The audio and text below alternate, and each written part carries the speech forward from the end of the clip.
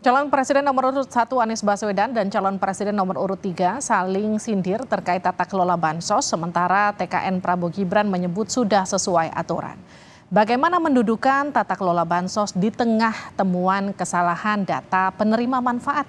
Kita bahas bersama Daniel Johan dari Timnas Anies Muhaimin. Bang Daniel, selamat petang. Ya, selamat petang, Mbak. Kita Salam. juga akan sapa Kang Aceh dari juru bicara TKN Prabowo Gibran, Aceh Hasan Sajili. Selamat petang, Kang Aceh. Selamat petang, Assalamualaikum. Waalaikumsalam, dan juga Pak Todung Mulya Lubis dari TPN Ganjar Mahfud. Pak Todung, selamat petang. Pak Todung, mohon maaf suaranya belum keluar.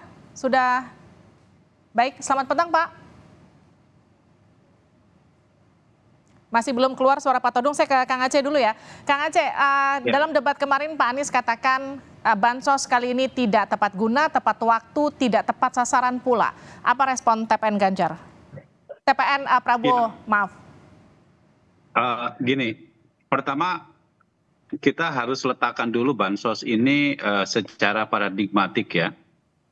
Bahwa bansos itu memang merupakan kewajiban negara bagi setiap warga negara yang membutuhkan. Saya kira itu jelas, konstitusi kita mengatakan demikian. Tetapi sebuah kebijakan yang sifatnya paradigmatik itu kan perlu diturunkan ke dalam instrumen kebijakan. Salah satunya adalah dengan berbagai macam program-program yang oleh pemerintah Presiden Jokowi disusun sedemikian rupa sesuai dengan kebutuhan. Nah, saya kira seperti tadi program PKH, BPNT, BLT hingga BLT El Nino, termasuk juga KIP kuliah yang ada di komisinya Pak Daniel, di Komisi 10 ya, dan tentu bantuan-bantuan yang lain yang sifatnya memang dalam rangka bagaimana membantu masyarakat, itu semua telah dibicarakan bersama, bukan hanya pemerintah saja tetapi juga bersama dengan DPR. Kebetulan saya pimpinan Komisi 8, jadi saya tahu bagaimana proses dari pembahasan terkait dengan bantuan sosial tersebut. Nah, termasuk dalam hal tata kelola, ketika Mas Anies maupun Pak Ganjar mempersoalkan tentang apa yang disebut dengan inclusion error dan exclusion error ya, atau ketidaktepatan sasaran, sesungguhnya itu sama saja mendulang muka sendiri. Kenapa? Karena kewenangan di dalam melakukan updating data itu terletak pada pemerintah daerah. Oke. Ya, pemerintah daerah itu jelas sekali di dalam Undang-Undang Penanganan Fakir Miskin bahwa soal pemutakhiran data, verifikasi validasi data kemiskinan ya, termasuk untuk bantuan sosial, itu terletak pada pemerintah daerah. Itu secara tegas dijelaskan di dalam Undang-Undang Penanganan Fakir Miskin. Bahkan di dalam beberapa kasus yang terjadi, termasuk di DKI Jakarta, ada kasus di mana warga Pondok Indah yang sangat kaya gitu ya, itu masih terdata di dalam bantuan sosial. Baik. Nah, siapa yang punya hak untuk melakukan pendataan itu? Di dalam undang-undang itu adalah pemerintah daerah. Baik. Ya. Artinya salah nembak menurut Anda? Itu rasa-rasanya. Ya, ini saya lempar ke Jadi Bang Daniel. Itu menurut... Baik, Kang Aceh, saya lempar ke Bang Daniel. Gimana Bang?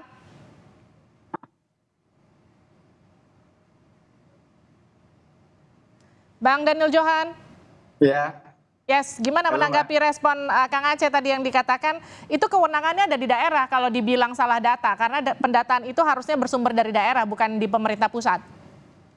Ya, pertama kita itu tidak menolak bantuan sosial ya, karena itu kan memang sudah diatur oleh konstitusi dan diatur oleh undang-undang, sehingga itu menjadi hak dari warga negara dan menjadi kewajiban oleh negara kepada masyarakat yang memang sangat membutuhkan dan memang berada di bawah garis kemiskinan. Nah, yang kedua adalah ya persoalan data memang menjadi kewajiban daerah, kepala daerah masing-masing tetapi pemerintah pusat tidak bisa melepas tangan karena pada akhirnya kita punya kewajiban, punya tuntutan untuk membenarkan data-data bagi penerima para bansos ini. Sebagaimana yang tadi Bang Aceh sudah sampaikan, itu pun terjadi di dapil saya di Kalimantan Barat.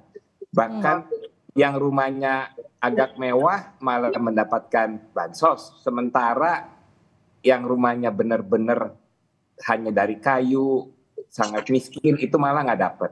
Bahkan yang datanya orangnya sudah meninggal pun masih dapat. Nah, sehingga update data ini benar-benar harus dilakukan. Sebenarnya nggak hanya urusan bansos ya, data kita di Indonesia sangat parah.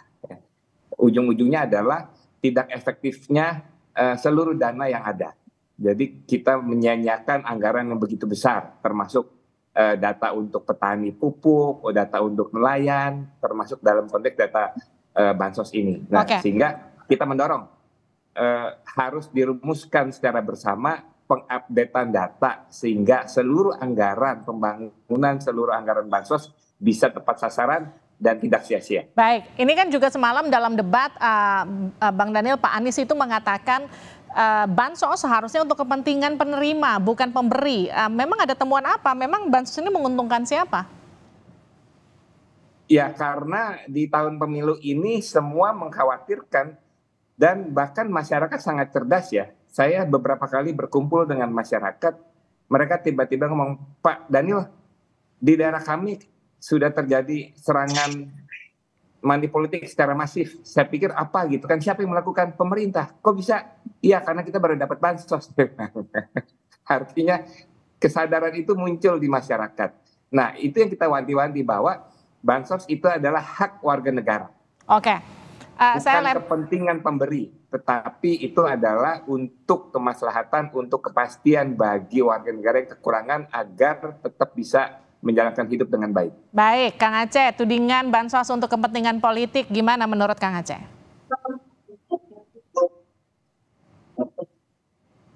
Kang Aceh, sambil diperbaiki sinyalnya, kita mungkin bisa diganti. Gimana pertanyaannya? Yes, tudingan soal bansos untuk kepentingan politik, Kang Aceh.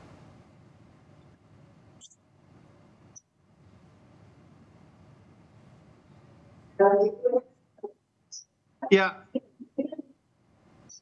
begini ya, saya sudah beberapa kali bahwa bantuan sosial itu tidak menunggu titik. Kalau memang sudah seharusnya masyarakat mendapatkan bantuan sosial tanpa gumtum apapun, ya harus diberikan. Yang harus diketahui oleh masyarakat adalah kenapa bansos ini diberikan pada karena kan kita tahu bahwa yang namanya saat ini kita mengalami banyak keterlambatan masa tanam akibat dari perubahan iklim dan itu dirasakan oleh petani. Baik. Sehingga itu mempengaruhi terhadap ketersediaan beras di masyarakat. Daripada terjadi kelangkaan, maka pemerintah melakukan upaya dengan memberikan bantuan beras kepada masyarakat, terutama bagi masyarakat berpenghasilan rendah. Jadi yang ingin saya tegaskan, sesungguhnya tidak ada kaitannya saya kira soal bansos ini dengan persoalan politik ya. Ini soal bagaimana kebutuhan masyarakat. Coba sekarang Mas tahu sebagai Komisi 4 ya, tentang sekarang kan masyarakat terlambat melakukan masa tanam. Saya kira Mas Daniel tahu itu. Seharusnya bulan Oktober yang lalu kita sudah tapi Desember, sehingga menimbulkan dari perubahan iklim sehingga mereka jadi stokan kita menjadi terbatas dan lain sebagainya, sehingga menimbulkan stabilitas harga menjadi terganggu gitu loh. Maka bantuan sosial dalam BLT El Nino ini yang soal BLT El Nino ya. Baik. Program KH itu semua dilakukan dengan cash transfer. Nggak ada bantuan PKH seperti kita memberikan bantuan di pinggir jalan. Baik, Kang Aceh. Semua menggunakan bankan dan e-pos gitu loh. Kang Aceh, saya izin jeda sejenak, juga Mas Daniel, kita jeda sejenak untuk kumandangkan azan maghrib untuk wilayah Jakarta dan sekitarnya sambil kita perbaiki sambungan dengan Pak Todung Mulia Lubis dari TPN Ganjar Mahfud untuk ikut berpartisipasi usai kumandang azan maghrib. Perbincangan kita pada petang hari ini mengenai bansos masih bersama kami di sini dari tim ses nomor urut 1 ada Bang Daniel, dari nomor urut 2 ada Kang Aceh, dan kita akan ke Pak Todung Mulia Lubis dari TPN Ganjar Mahfud yang sudah bergabung. Pak Todung sudah terhubung sekarang ya Pak Todung? Ya. Baik, Pak, kenapa soal bansos justru ditanyakan ke Anies oleh Ganjar bukan ke Pak Prabowo secara langsung tadi malam? Nah, soal bansos ini kan concern semua kita. Jadi baik Pak Ganjar, Pak Anies, seharusnya juga Pak Prabowo punya concern agar politisasi bansos itu tidak terjadi. Agar penerima bansos adalah betul-betul yang berhak untuk menerima bansos. Tapi kan Pak Anies tadi malam sudah mengatakan dengan sangat gamblang bahwa penerima bansos itu bisa juga menguntungkan pemberi bansos. Nah, pernyataan Pak Anies ini menarik sekali untuk dikaji lebih jauh. Karena apa dia mengatakan seperti itu? Apakah karena dia melihat ada indikasi pemberi bansos ini menggunakan bansos sebagai alat politik untuk menjadi bagian dari kampanye politik? Nah, ini yang saya kira perlu kita kaji lebih jauh. Dan kalau kami dari paslon 3 Ganjar dan Mahfud, kita memang menerima laporan banyak sekali hal-hal yang patut kita pertanyakan dalam distribusi bansos ini. Jadi ya, kalau kita juga melihat satu survei yang pernah diberitakan di media, penyelenggara survei itu menunda, ya, tidak dapat mengumpulkan hasil surveinya karena responden itu banyak yang tidak mau diwawancara, tidak mau namanya disebut, tidak mau dia diidentifikasikan. Kenapa? Karena dia takut tidak mendapat bansosnya. Baik. Nah, ini kan pertanyaan yang sangat serius untuk dijawab. Pak Todung, kalau anggapan dari Komisi 8 lewat Kang Aceh yang kemudian menyatakan bansos itu adalah produk bersama yang disetujui semua fraksi di DPR. Artinya itu juga termasuk fraksi yang mendukung dari paslon nomor urut 1 juga paslon nomor urut 3. Bagaimana respon Pak Todung? Saya setuju, bansos itu kan proyek pemerintah, program pemerintah. Jadi semua partai politik yang menyetujui itu seharusnya mendapat kredit dari penyaluran bansos tersebut.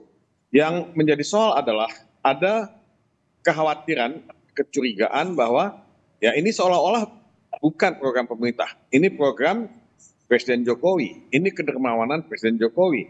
Nah, kalau Presiden Jokowi kan yang sudah menyatakan dia kampanye dan dia berpihak, jadi orang kan menafsirkan bahwa ini juga kebaikan hati dari paslon nomor 2. Jadi menurut saya ya, ini sederhana kok soalnya, ya, sederhana soalnya. Kalau misalnya pembagian bansos itu betul-betul dinyatakan sebagai program pemerintah dan semua paslon itu punya andil dan mendapat kredit untuk itu, menurut saya tidak ada soal. Ya. Tapi ini yang menurut saya ada sesuatu yang missing. Jadi menurut Pak Todung, bansos ini hanya menguntungkan paslon nomor urut 2 begitu secara langsung? Kalau Anies Baswedan mengatakan jangan menguntungkan pemberi, ya saya kasih kita bisa menafsirkan sendiri apa yang dikatakan oleh Anies Baswedan mengenai hal ini. Kang Aceh, direspon Kang Aceh. Ya, sebetulnya tidak ada yang mendapat benefit secara spesifik ya terhadap program bansos ini, karena kan kita tahu alokasi terbesar dari bansos itu justru ada di Kementerian Sosial, di mana menterinya itu kan kita tahu siapa dan dari partai mana. Dan selama ini yang membagikan dari program bansos ini adalah Kementerian Sosial yang melakukan cash transfer. Saya ambil contoh misalnya, untuk program PKH itu alokasi anggarannya dan didistribusikan oleh Kementerian Sosial sebesar 25 triliun.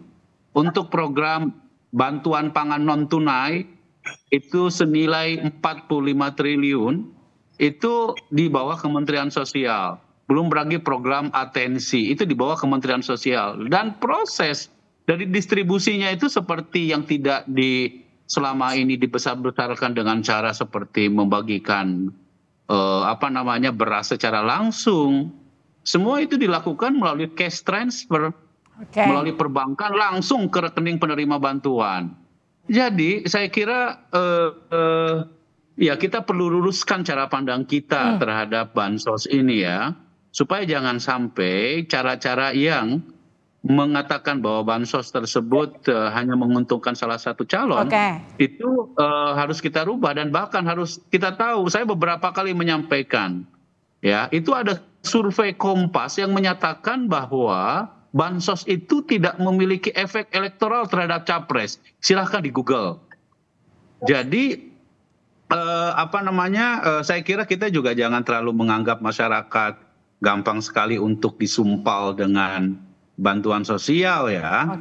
Dan itu kan sama saja dengan menganggap bahwa masyarakat kita ini tidak memiliki kecerdasan dan logika berpikir gitu loh untuk menentukan siapa calon presidennya yang paling tepat gitu. Masa kita mengukur pilihan orang hanya karena dia mendapatkan bantuan sosial? Cara-cara seperti ini menurut saya memang harus harus kita rubah mindset kita. Artinya gini, saya ke Bang Daniel, penyaluran bansos itu kan sudah dimulai. Bagaimana proses pengawasannya menurut Anda yang paling ideal supaya kemudian kekhawatiran politisasi bansos itu tidak terjadi? Yang paling ideal adalah yang sudah berjalan saat ini, artinya di debat semua masyarakat menonton dan merasa yakin, merasa jelas bahwa bantuan sosial adalah program pemerintah bersama seluruh partai yang ada di parlemen, yang memang kita dedikasikan untuk rakyat yang membutuhkan, sehingga program bantuan sosial itu untuk penerima, bukan untuk pemberi. Nomor satu, ya. Nomor dua, ya kita harus mengawasi semua, jangan sampai bansos itu melekat dengan intimidasi, melekat dengan pesan-pesan politik, ya. Karena memang meskipun enggak semua, tapi beberapa melaporkan bahwa proses bansos juga disertai dengan pesan-pesan politik, bahwa pilih capres sekian kalau ingin bansos tetap berjalan, kalau nggak akan dianulir, macam-macam. Nah, itu yang harus kita pastikan tidak terjadi. Mohon maaf, waktu kita terbatas untuk diskusi pada malam hari ini, tapi intinya bansos itu adalah bantuan dari negara, bentuk perlindungan sosial, bukan mewakili pemerintah ataupun kelompok tertentu. Terima kasih sudah bergabung Bapak-Bapak di Sapa Indonesia Malam. Terima kasih.